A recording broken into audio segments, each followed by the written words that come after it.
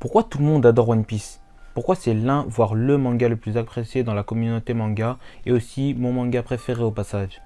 Je vais répondre à tout ça dans cette vidéo. Salut à tous, c'est Aizo. Aujourd'hui on parle du manga le plus vendu de tous les temps, le meilleur manga, j'ai nommé One Piece. Alors tout d'abord, One Piece c'est quoi? One Piece est un manga créé par Eiichiro Oda et prépublié dans le Weekly Shonen Jump depuis le 22 juillet 1997 avec un chapitre intitulé Romance Dawn, qui est également le titre du premier one-shot publié par Oda en 1996 dans un numéro spécial du Weekly Shonen Jump.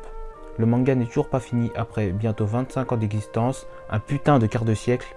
On peut clairement dire que c'est lui qui porte le Jump actuellement en étant quasiment à chaque fois premier du top de popularité.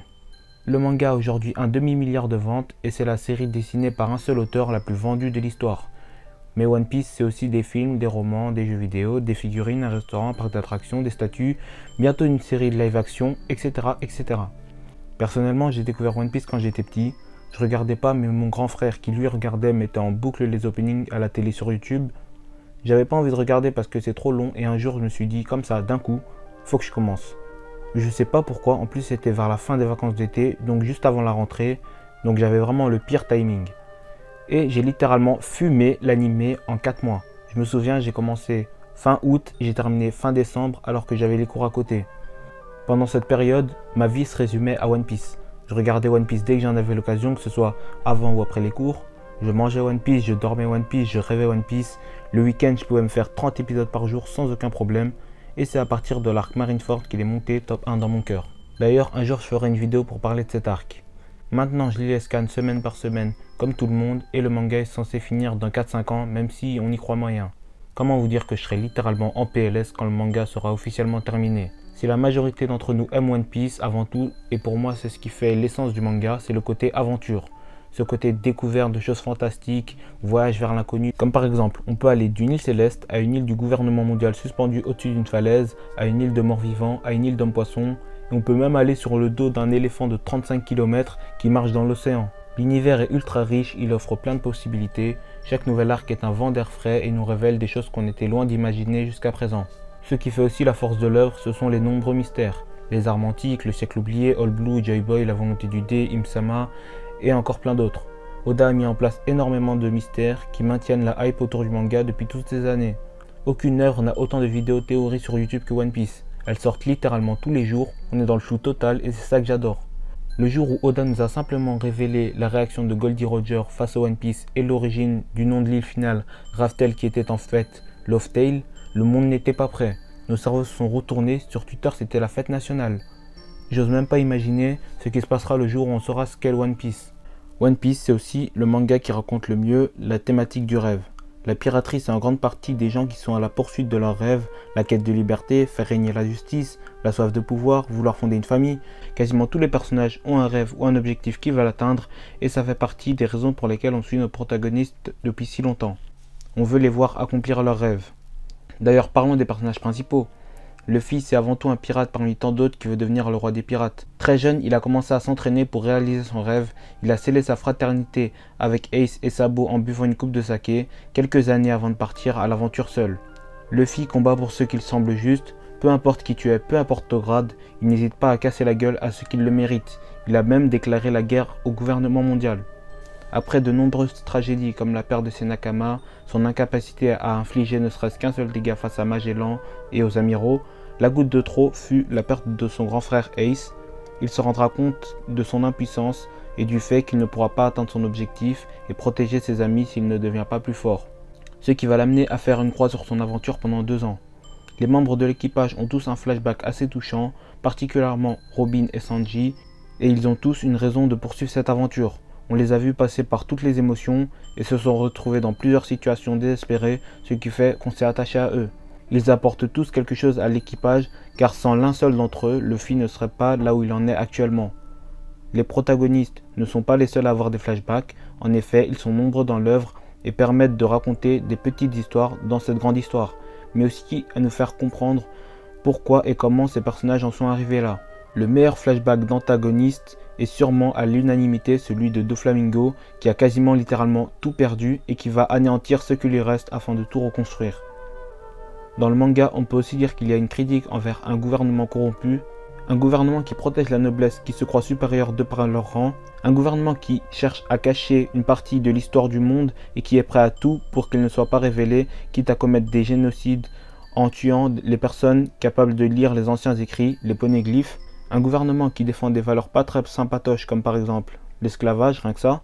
Le gouvernement nous est clairement présenté comme les méchants de l'œuvre, et ce dès les premiers chapitres, quand le colonel Morgan demande à exécuter une petite fille qui a nourri Zoro, qui était attachée sur un poteau depuis plusieurs jours. L'amiral Akainu n'a pas hésité à tuer l'un de ses alliés car il a voulu fuir la guerre pour rester en vie. La marine censée incarner la justice ont paradoxalement une morale assez limite, voire totalement fils de putesque. Et c'est ça qui est génial car ça casse le côté gentil égale justice et méchant égale hors la loi. Même si certains marines comme Garp ont des principes respectables. Ici nous ne sommes pas dans un univers manichéen. Car du côté des pirates il y a des gros bâtards, tout comme du côté de la marine. Les personnages les plus puissants utilisent généralement le pouvoir d'un fruit du démon. Le système de pouvoir offre des possibilités quasiment infinies au mangaka. Un fruit du démon permet d'avoir n'importe quel pouvoir. Ça peut être des choses basiques comme élargir son corps ou produire du feu, mais ça peut aussi être des trucs totalement what the fuck comme voler des ombres, devenir immortel ou carrément faire des bonds temporels. En contrepartie du pouvoir obtenu, l'utilisateur devient incapable de nager dans l'eau de mer et ne peut plus manger d'autres fruits du démon, sinon ça sera trop facile. Comme pouvoir propre au manga, il y a aussi le haki qui peut être divisé en 3 catégories, le haki de l'armement, le haki de l'observation et le haki des rois. Le haki des rois est un pouvoir maîtrisé seulement par une personne sur 1 million, et ce système de pouvoir permet de nous offrir des combats réfléchis, comme par exemple avec Luffy qui doit trouver un moyen de toucher Crocodile, un homme de sable sans haki. Son fruit du démon peut être un avantage comme contre Ener, mais aussi un désavantage dans la mer face à un homme poisson et sera obligé de compenser ce dernier en devenant plus fort. Quelque chose de très intelligent a été mis en place et c'est le système de primes et d'avis de recherche, car ça nous permet d'évaluer les rapports de force sans pour autant voir un personnage se battre.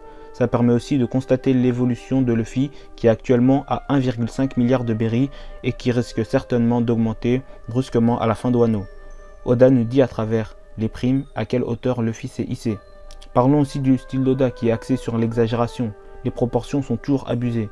Par exemple, il y a des hommes de 3 mètres, des nains de 20 cm, des monstres marins de 5000 mètres, le monde qui contient des dizaines de millions d'îles selon Marco, donc je vous laisse imaginer la taille de la planète. Et cette exagération omniprésente permet aussi d'abuser sur certaines émotions et les rendre encore plus fortes et impactantes, comme par exemple quand Luffy sourit, son sourire occupe littéralement la moitié de son visage. Quand il pleure, ses larmes sont énormes avec des crottes de nez qui sortent. Quand un personnage est effrayé, ça donne des scènes hilarantes comme avec Ener. Le style d'Oda est unique et permet d'accentuer le fait qu'on n'est pas dans un monde réel, mais bien dans un univers fantasy. Il permet aussi d'avoir beaucoup de diversité avec des chara-design propres au milieu de personnages présents dans l'œuvre. Et c'est ça qu'on aime, c'est la diversité. Certes, nous ne sommes pas dans le monde réel, mais pourtant ça n'empêche d'aborder énormément de sujets graves de la société comme les génocides, la pauvreté, le racisme, les croyances, le trafic d'organes et autres expériences humaines, la révolution, la dictature, la corruption, etc. etc. Donc c'est vraiment plus mature que ça en a l'air quand on regarde un peu plus en profondeur. Et certains sujets là nous touchent et nous permettent de prendre l'œuvre un peu plus au sérieux.